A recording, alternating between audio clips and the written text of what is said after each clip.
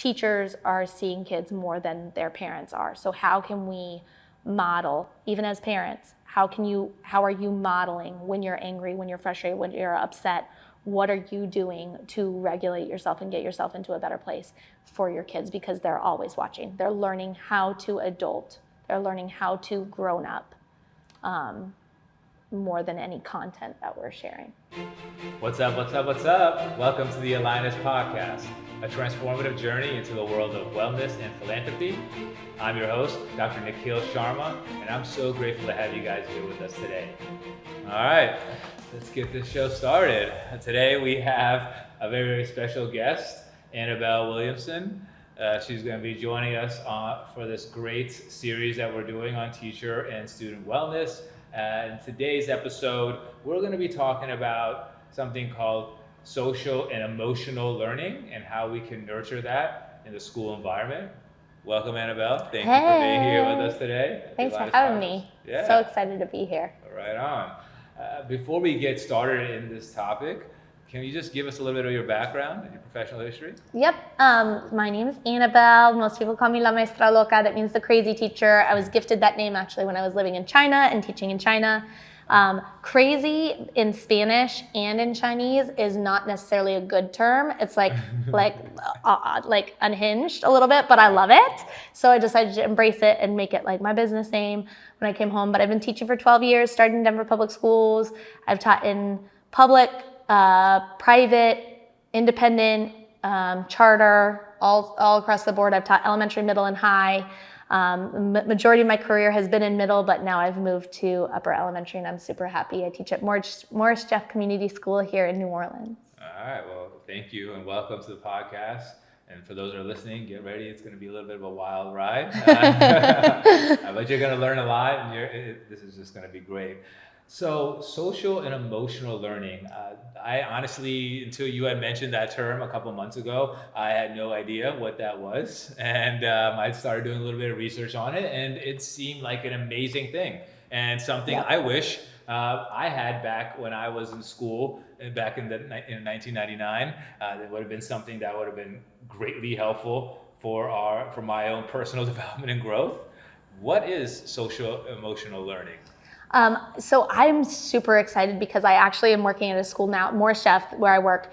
We have it as one of the enrichment classes. Like it's an actual class, which is nuts. Like, so they have each week, every child in my elementary school has PE, art, SEL, music, and oh my God, who am I forgetting? Don't forget somebody, Annabelle. I'm going to come back to it. Oh my God, why am I? No, stop. Okay, it's okay.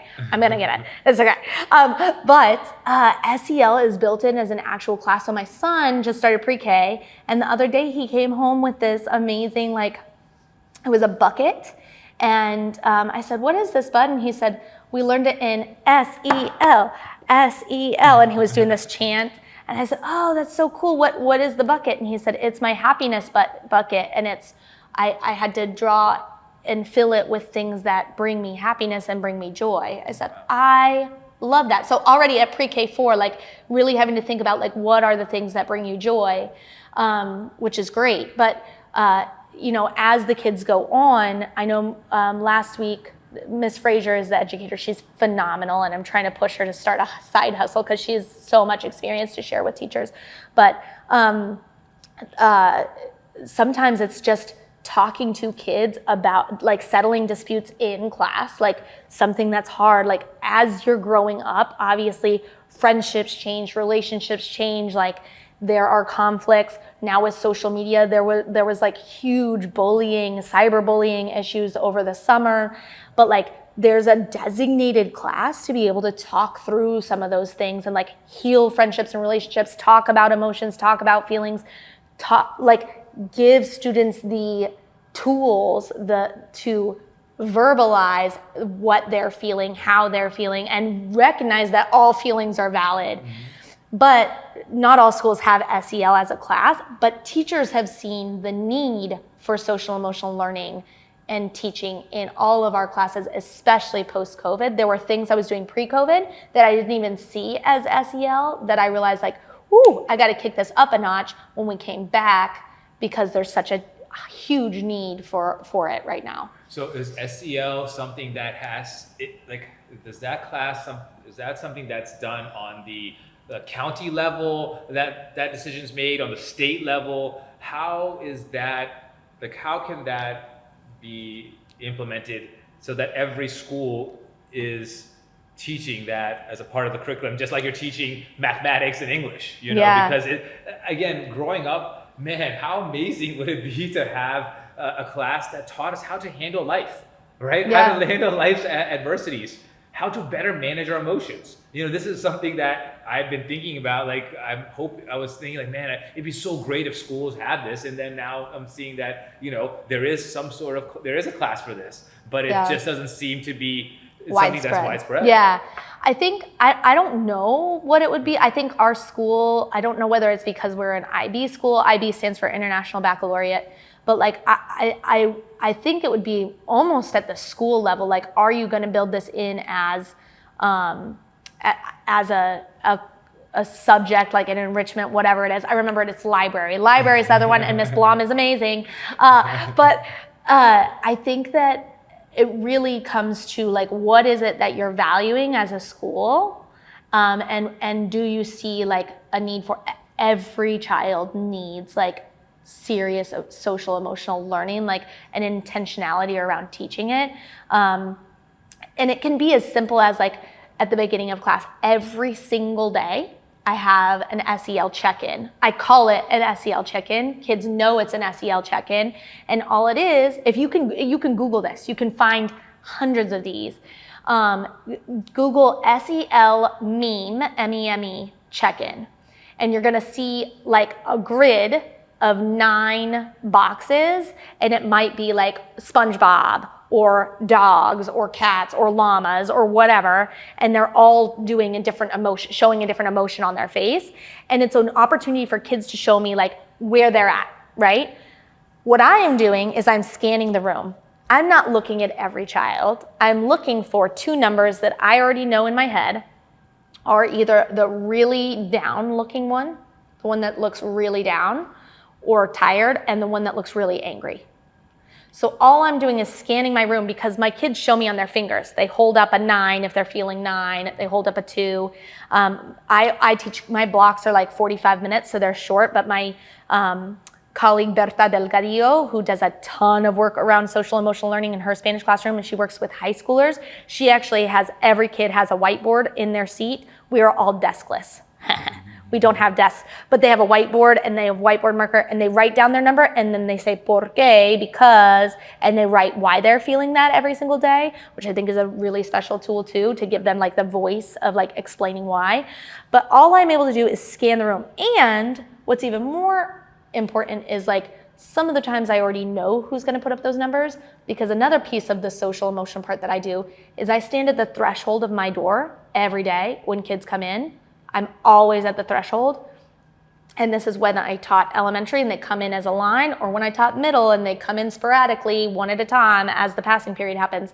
But I'm greeting them at the door every day with a smile. Hey, hola, ¿cómo estás? So happy you're here. ¿Qué onda? Like, having an interaction, because you can see immediately if Nick comes in and you are, like, not making eye contact and, like, hey, whatever, yeah, hola, and just passing me, I know something's going on. It might have been something that happened in the period before this, but I already am like, okay.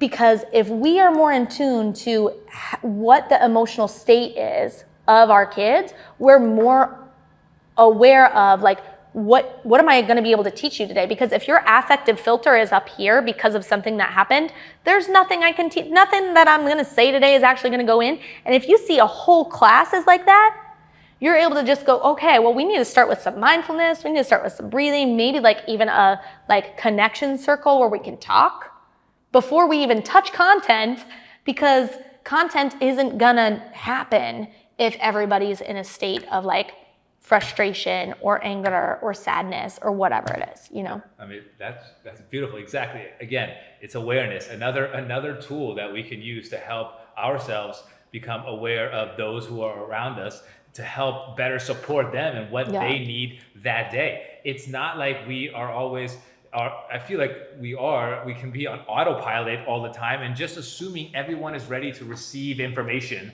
that you're going to be giving them. And that's just not the case. And you would know that yourself. There have been multiple times, at least in my life, where somebody is sitting there talking to me and nothing's going in, right? And now I've just wasted, they've wasted 30 minutes of their time. However, it's also on the person that's doing the talking, in this case, the teachers, to do a quick check, hey, what's going on?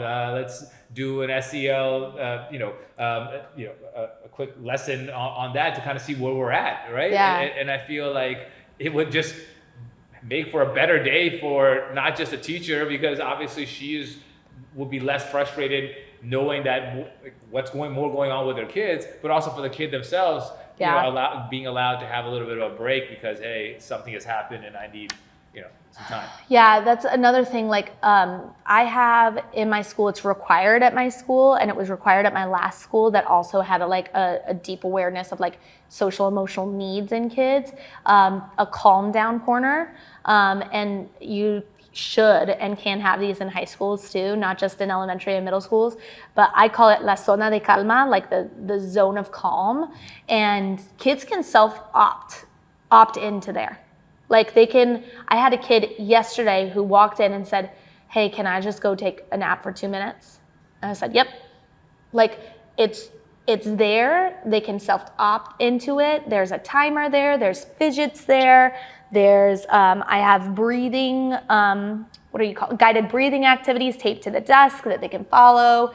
But like the fidget tools are really helpful. And then I also have charts that show feelings, because all feelings are valid and you want them to know that, but like that they can like look at what feeling they're like, where they're at right now. And it's also a place where I can send a kid. Like if I notice a kid is like, maybe it's just that they're not listening, maybe that they're glazed and like something's not right. Maybe it's that every time we get up to do a brain break, their body is not regulated. They're like wild. They're like potentially about to harm somebody because they're not in control of their body. I could just say, hey, go take a break.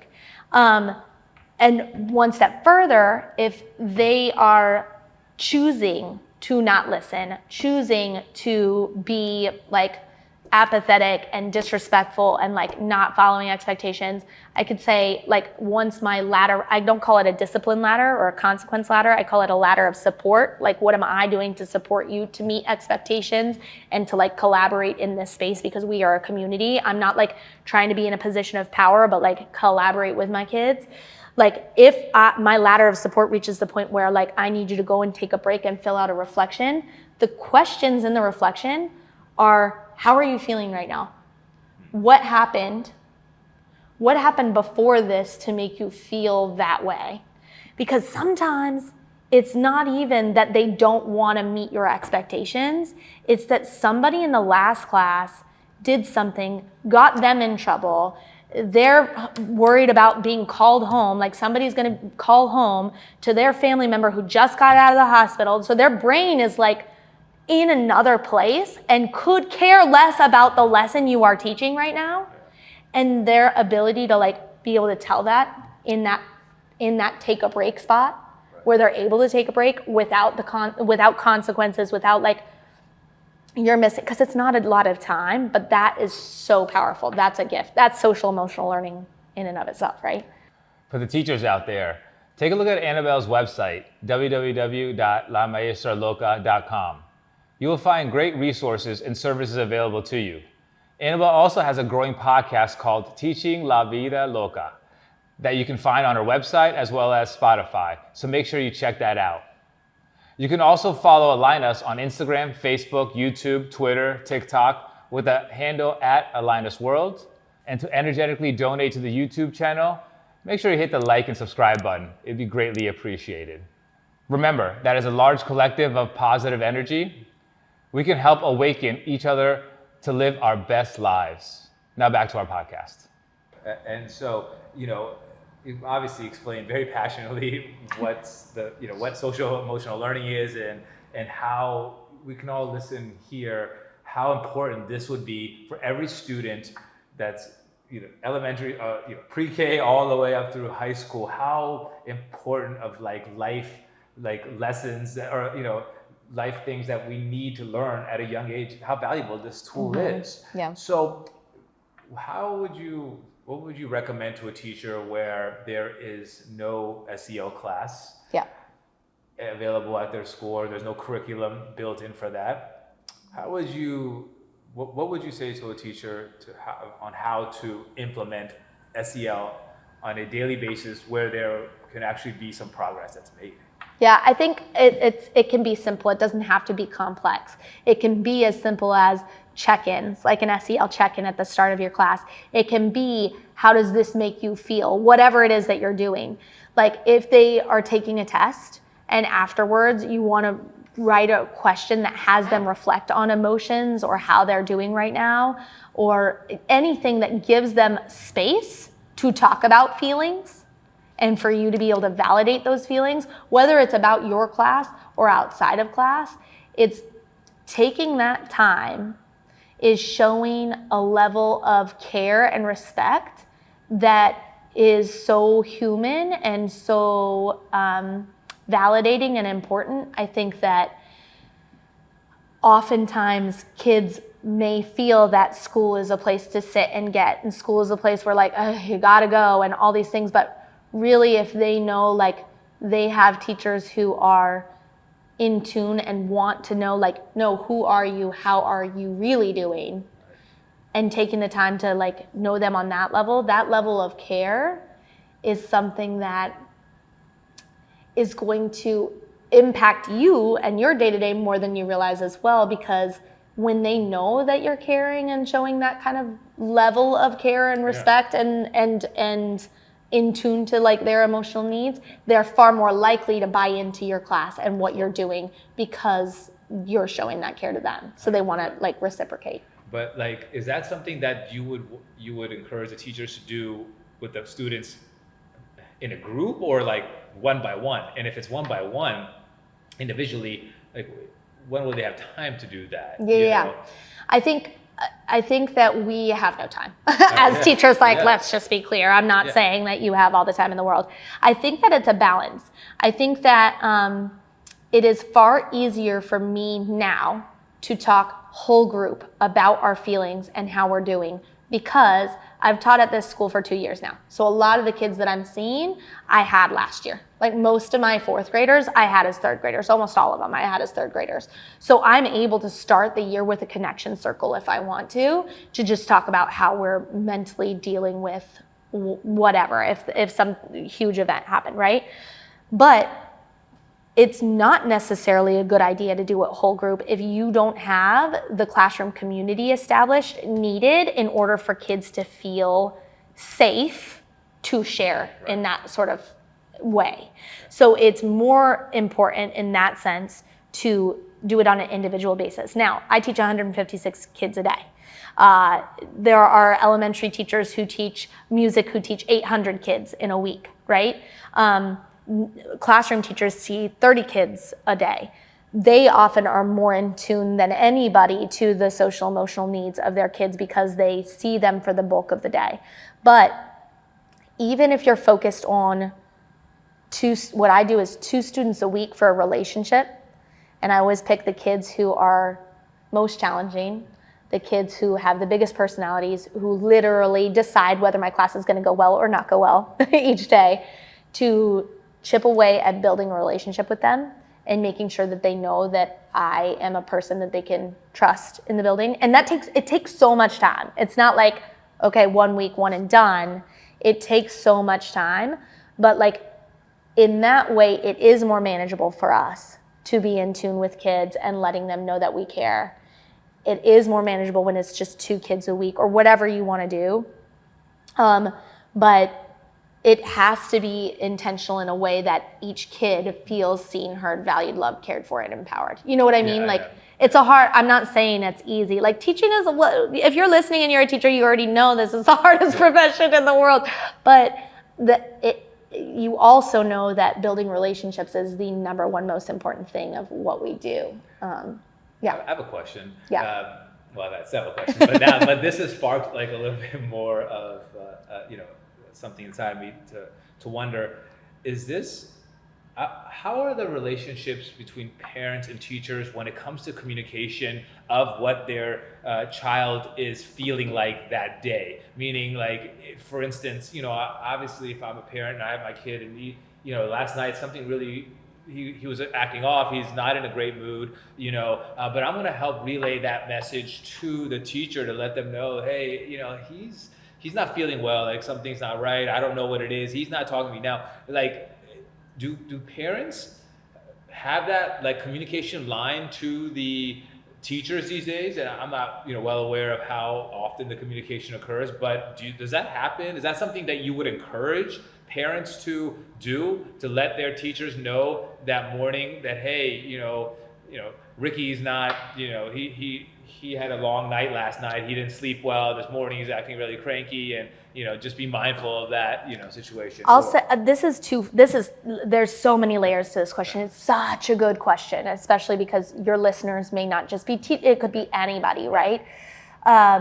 This happens not with all families, but many families, especially in elementary, will email the homeroom teacher, hey, this is going on, just wanted you to know, didn't sleep last night, lost a family member, it's really hard for this person to deal with.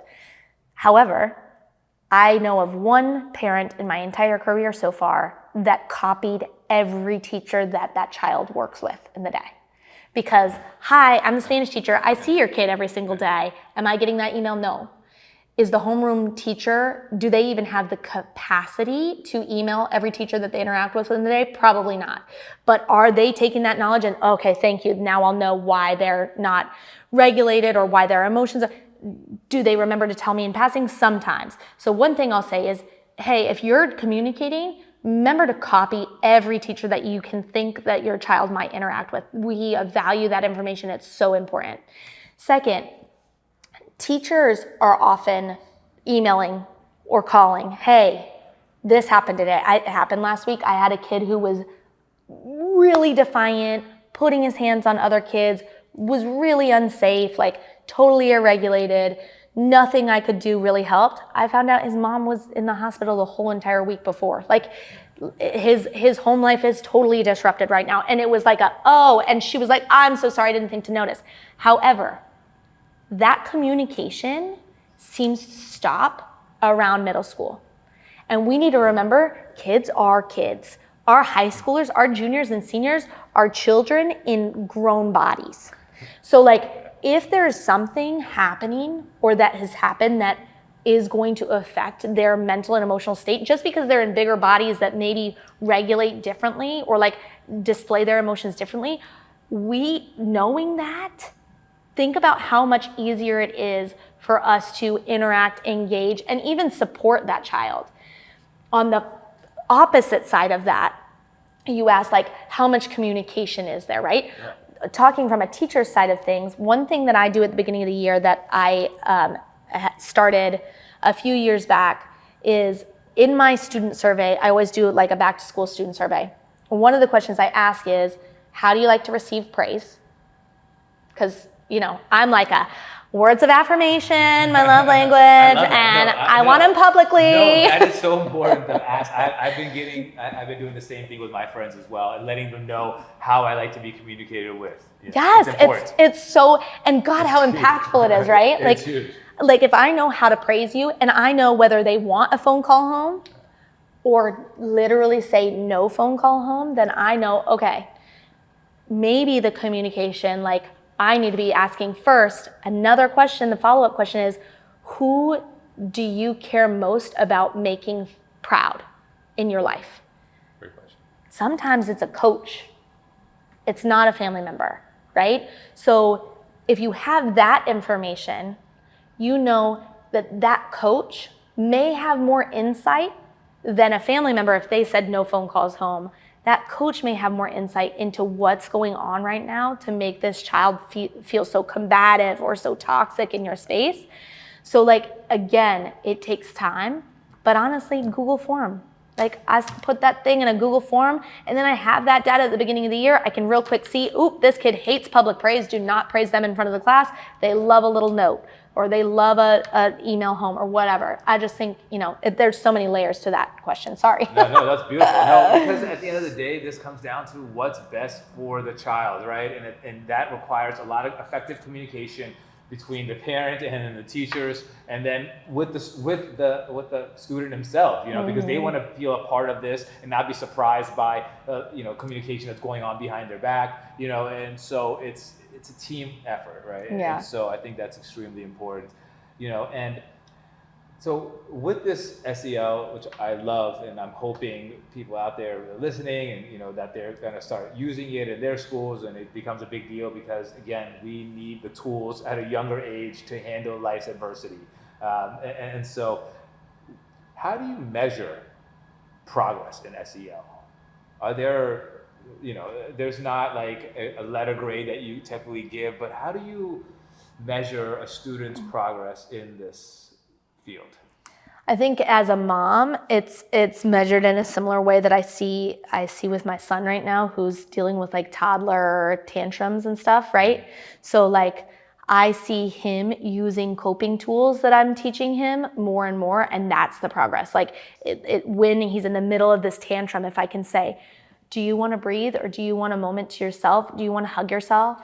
Do you want, and seeing him using those tools, or oh my gosh, when he does it by himself, when he says, you're making me so angry, and hugs himself tight and says, I want to be alone right now. I'm like, oh, like, this is amazing. So when you see kids, I think the progress is seen when you see kids openly sharing emotions, saying, this is what I'm feeling.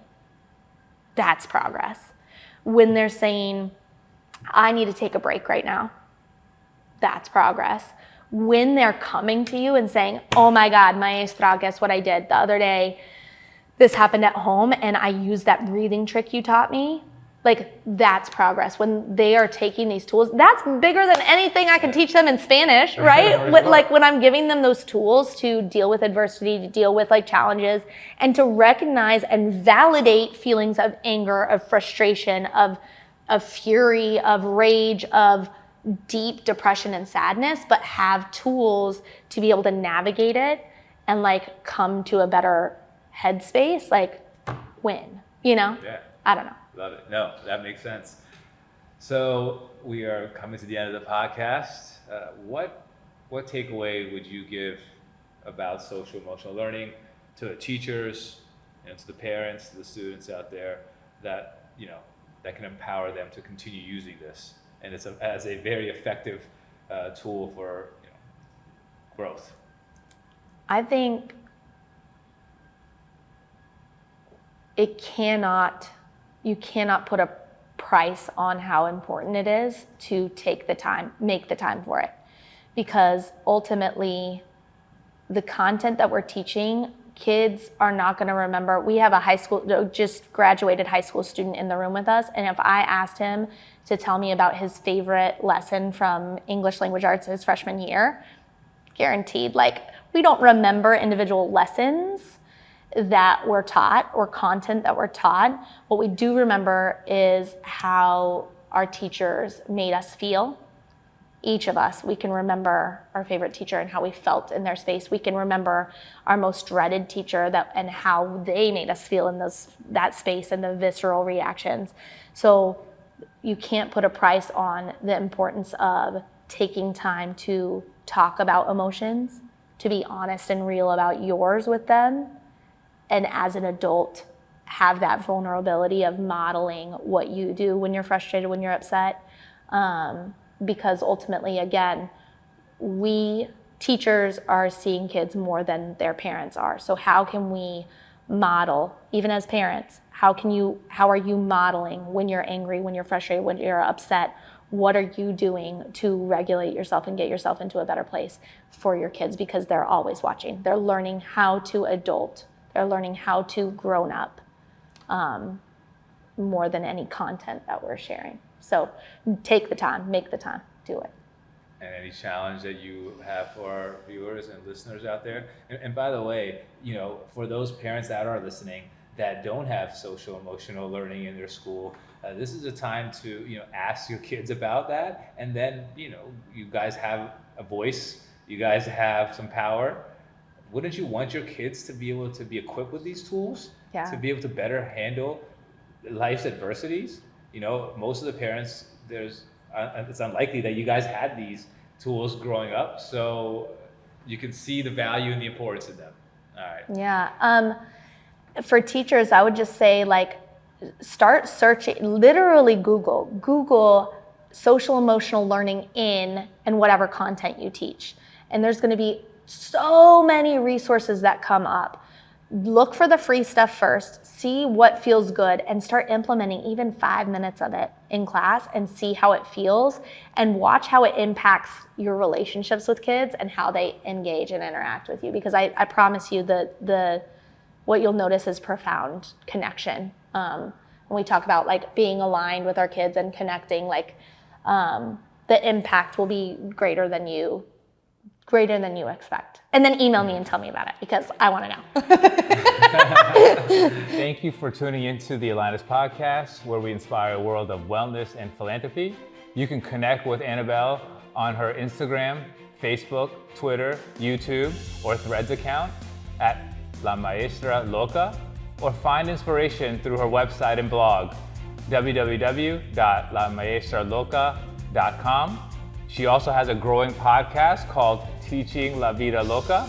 For more resources and events, and to stay connected to the AlignUs app release, visit our website at www.alignusworld.com. You can also follow us on our Instagram, Facebook, YouTube, and TikTok pages with the handle at AlignUsWorld.